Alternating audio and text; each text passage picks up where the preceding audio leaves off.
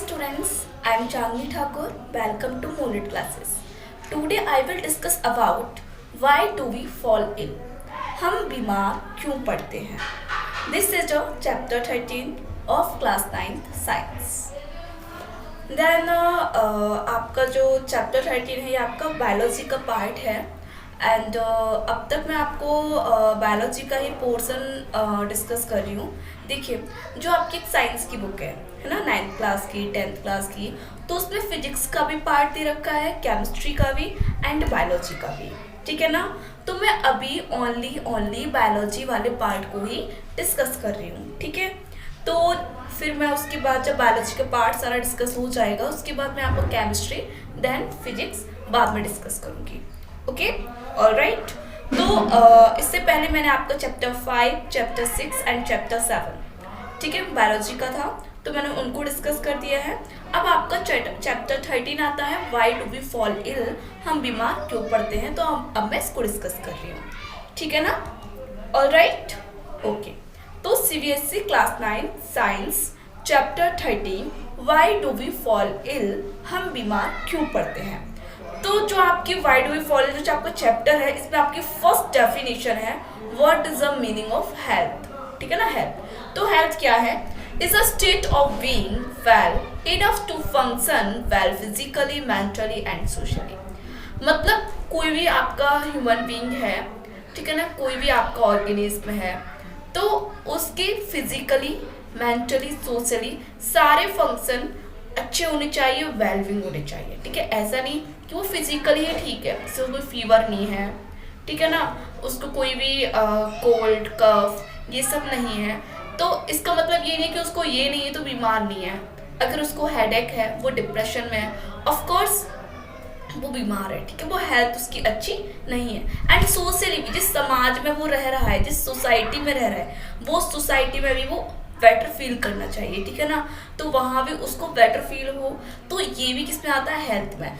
तो फिजिकली वो हेल्थी होना चाहिए, मेंटली कोई डिप्रेशन नहीं होना चाहिए, हेडेक नहीं होना चाहिए, एंड सोशली जिस सोसाइटी में रह रहा है वहाँ भी उसको बहुत ज़्यादा वेलबिंग, ठीक है, फील होना चाहिए. तो ये होता है हमारा health. This is the definition of health. ठीक है.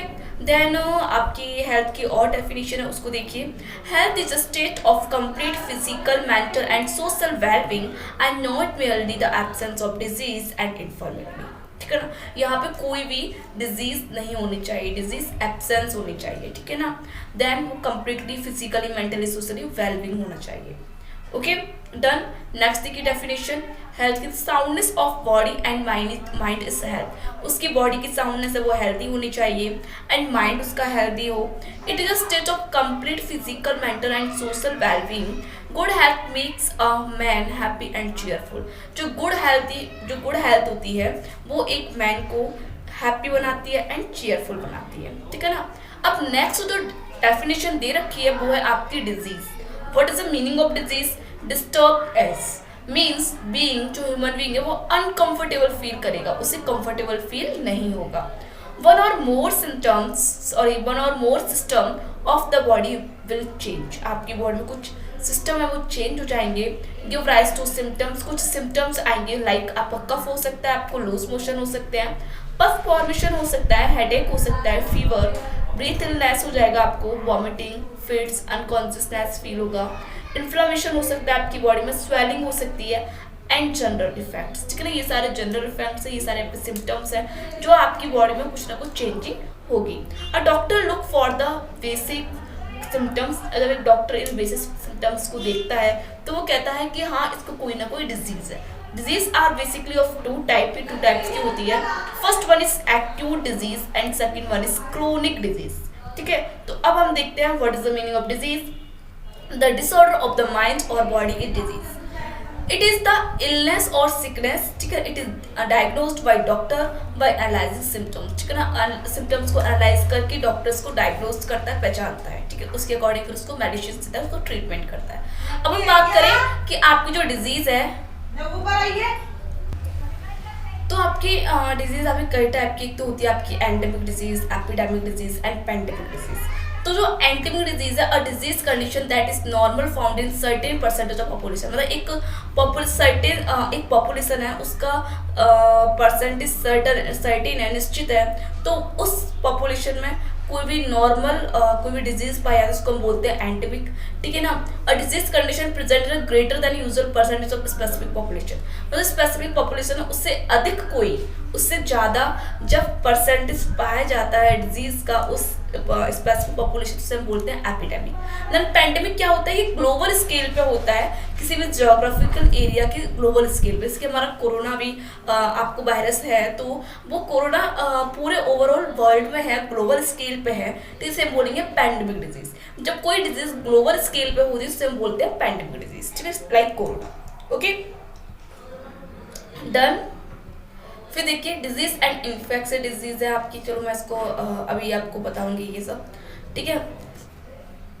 देन आपका अब हम बात करते हैं हेल्थ का, तो हेल्थ के यहाँ पे कुछ 4 आपके एरियाज हैं, ठीक है ना।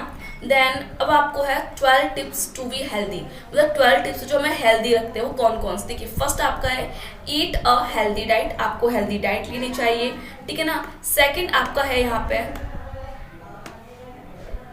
वेट, देखिए यहाँ पे फर्स्ट आपका ईट हेल्दी डाइट, हमें हेल्दी डाइट लेनी चाहिए, ठीक है। सेकंड है आपका यहाँ पे be physically active and everyday your way, ठीक है ना, हमें फिजिकली एक्टिव रहना चाहिए, एवरीडे आपको एक्सरसाइज करनी चाहिए, ठीक है ना। नेक्स्ट है आपका गेट वैक्सीनेटेड, आपको वैक्सीन लगवानी चाहिए। And don't use any form of tobacco, आपको कोई टोबैको नहीं लेना, कोई फॉर्म ऑफ टोबैको नहीं लेना चाहिए। एंड अवॉइड और minimise use of alcohol, alcohol भी नहीं लेना चाहिए।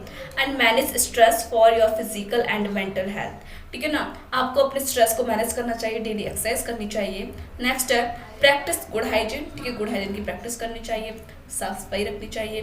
डोंट स्पीड और ड्रिंक एंड ड्राइव, ठीक है ना, मतलब हमें ड्रिंक करके ड्राइव नहीं करनी चाहिए।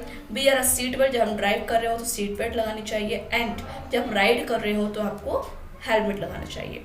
Practise safe sex and regularly check your health and breast feeding best for a babies के लिए, जो बेबीज होते हैं उनको उनकी मदद में ब्रेस्ट फीडिंग कराएं, ठीक है ना।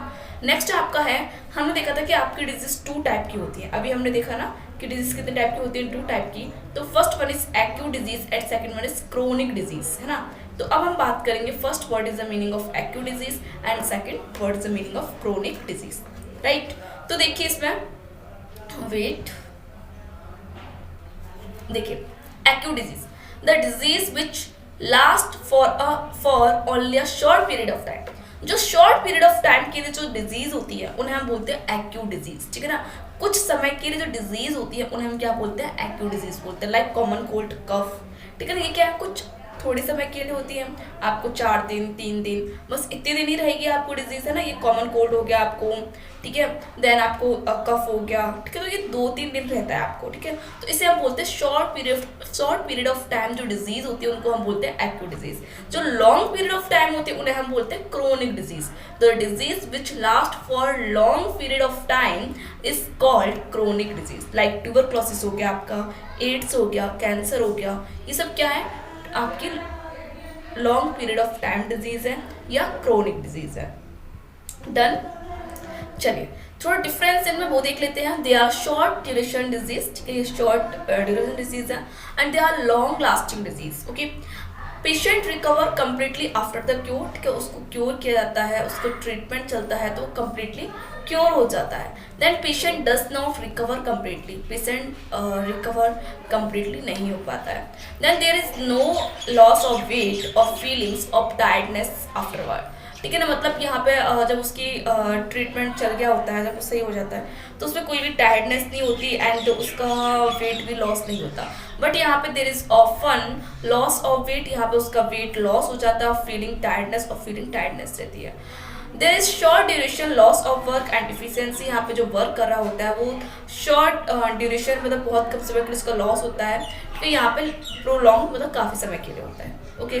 नेक्स्ट कॉज ऑफ डिजीज, तो most of the disease have many causes rather than one single cause, like unclean water, ठीक है, आप अनक्लीन वाटर लेते हैं तो आपको प्रॉब्लम हो सकती है। नॉरिशमेंट अच्छे से आप नहीं ले रहे हैं। जेनेटिक डिफरेंसेस कुछ हो सकता है मदर से एंड फादर से, पेरेंट्स से, मतलब कोई भी बच्चे में कोई भी जेनेटिक डिफरेंस हो गया, इसकी वजह से कोई डिजीज कॉज हो सकता है, जेनेटिक एबनॉर्मलिटीज हो सकती हैं, ठीक है ना कोई एबनॉर्मलिटीज आ गई हो बच्चे के अंदर।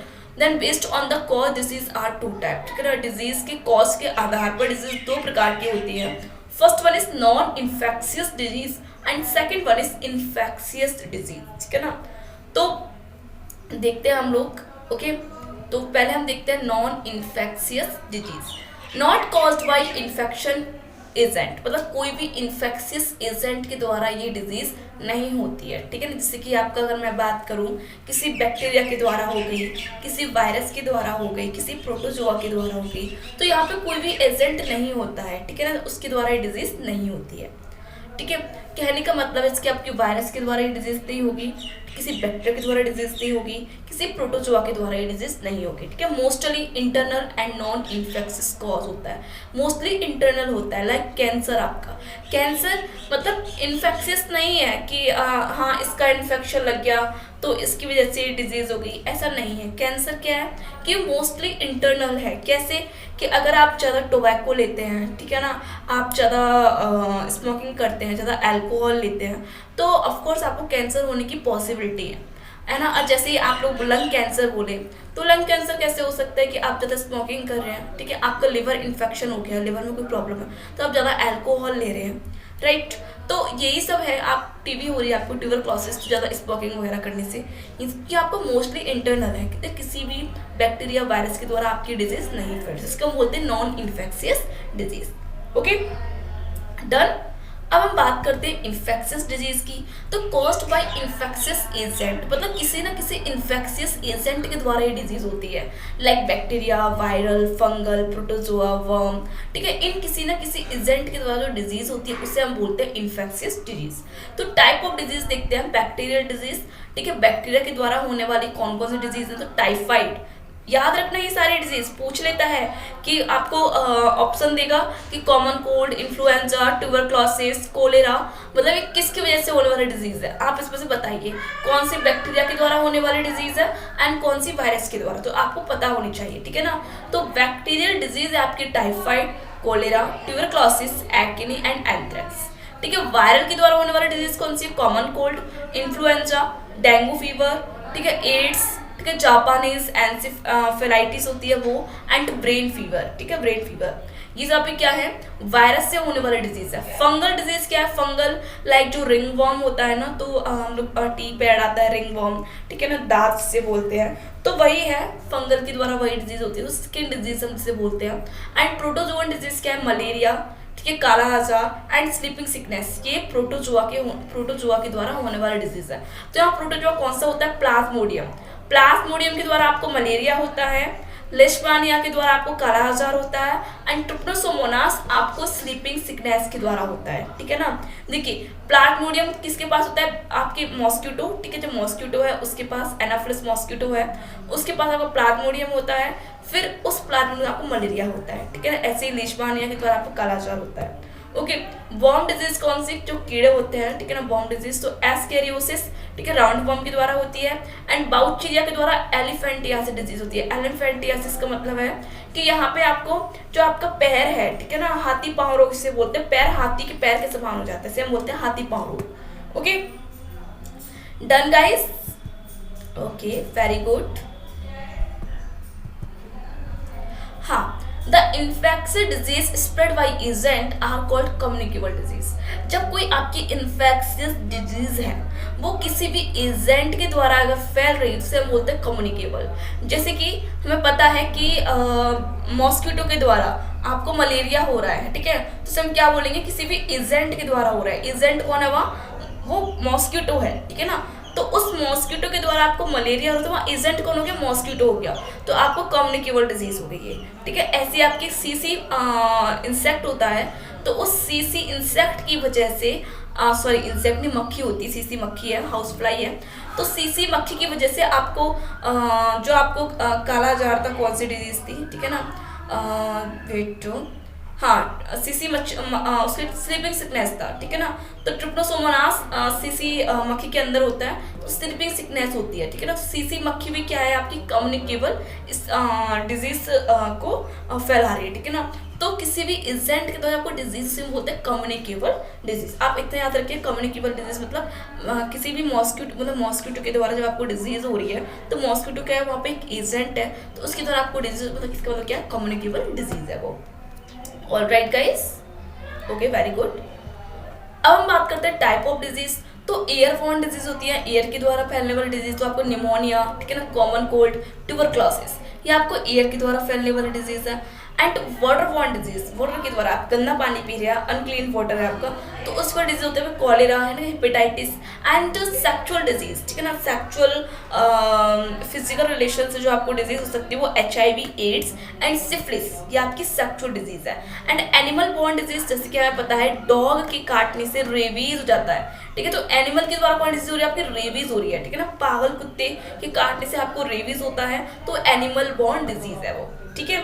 Done guys, okay.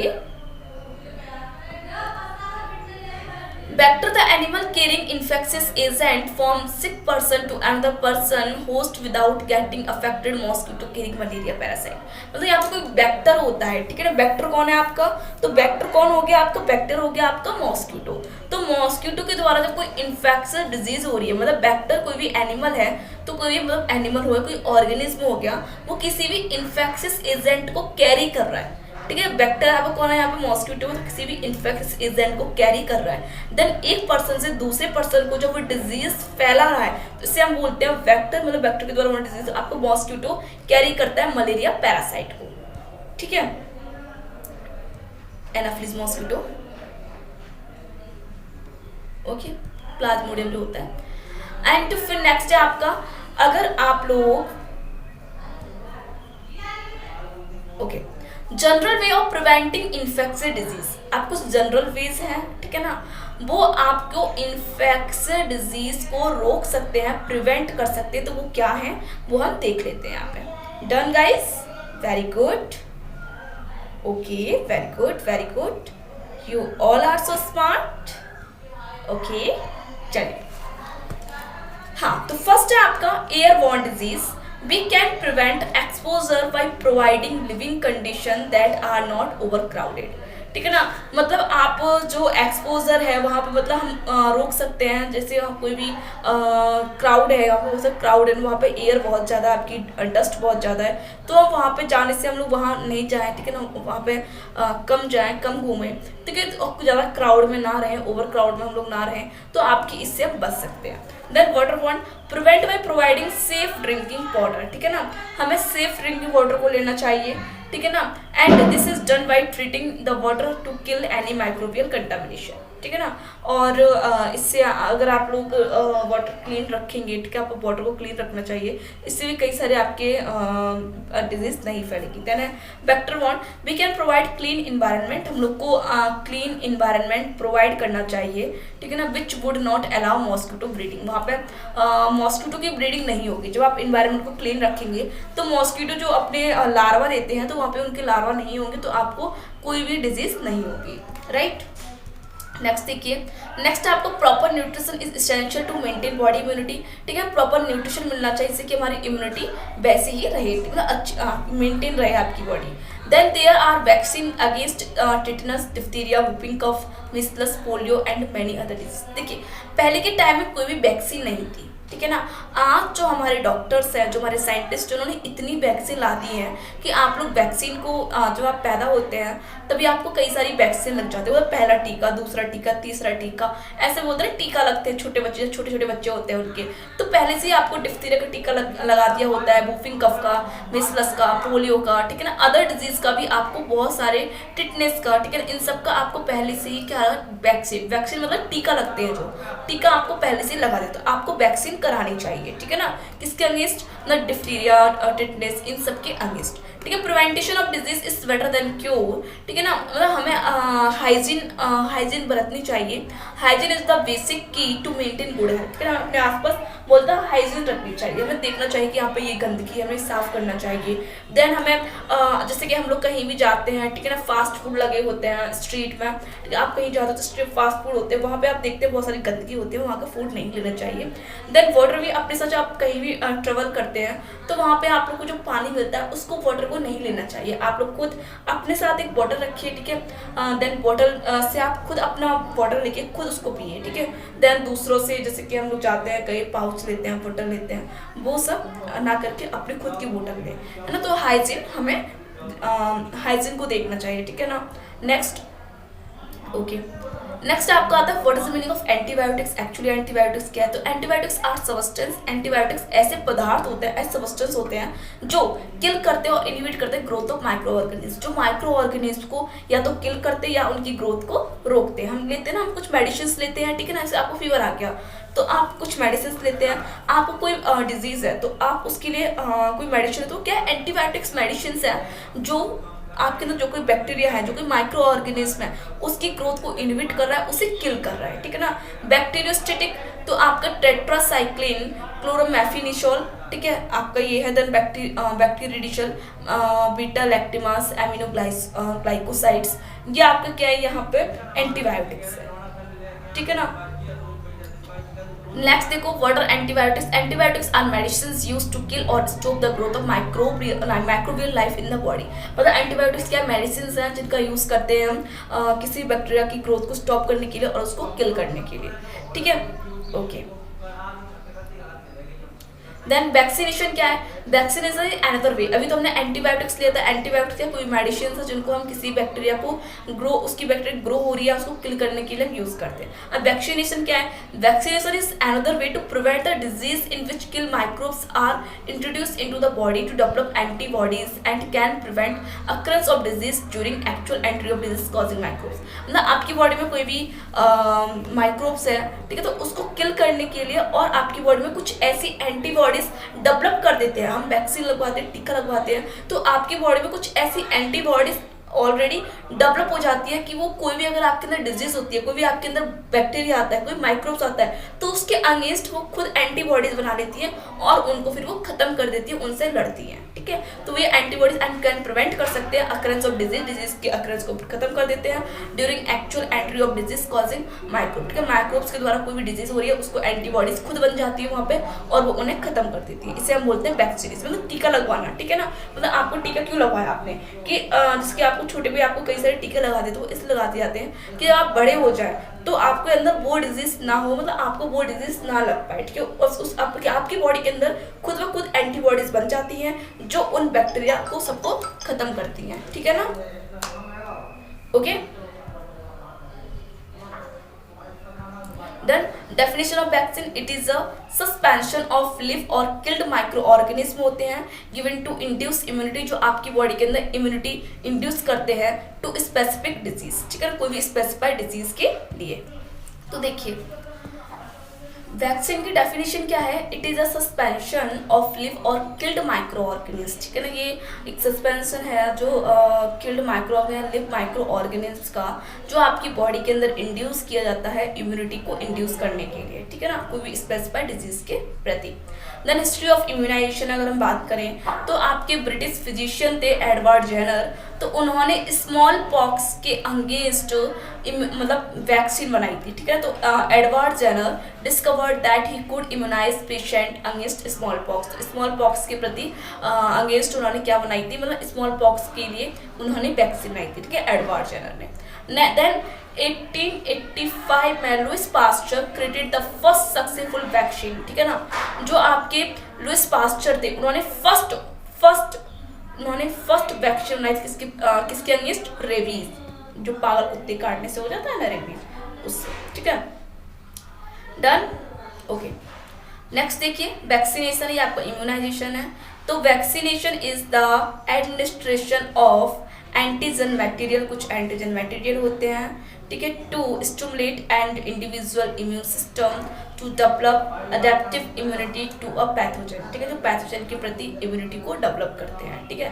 The immunisation is the process whereby a person is made immune to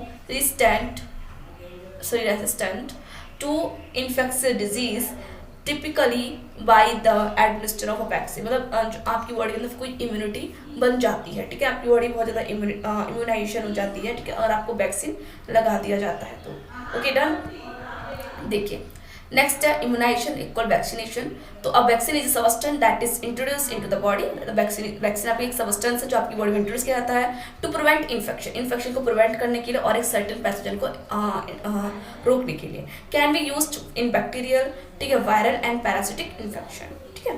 तो आपका ये जो आपका चैप्टर था, ठीक है, तो मैंने इसको पूरा डिस्कस कर दिया है। Okay, why do we fall ill आपका चैप्टर है। Okay, why do we fall आपका चैप्टर है, चैप्टर 13 क्लास 9th का साइंस का चैप्टर है आपका। तो ये पूरा ही डिस्कस हो गया है। Okay, alright. अब हम जो नेक्स्ट चैप्टर आपको कौन सा है अभी याद नहीं आ रहा मुझे, तो मैं उसको अब नेक्स्ट क्लास में डिस्कस करूँगी। ओके, जब तक आप इसको रिवाइज कीजिए। अगर कोई भी आपको प्रॉब्लम होती है, आपको लगता है कि हाँ मुझे यहाँ पे कुछ कोई प्रॉब्लम आपको समझ में नहीं आया, तो मुझे कमेंट करके बताइए, मैं आपको ऑफकोर्स आप लोग को वहाँ पे हेल्प करूँगी, ठीक है। दूसरी वीडियो बना दूँगी मैं। Okay, all the best, so very much, thank you.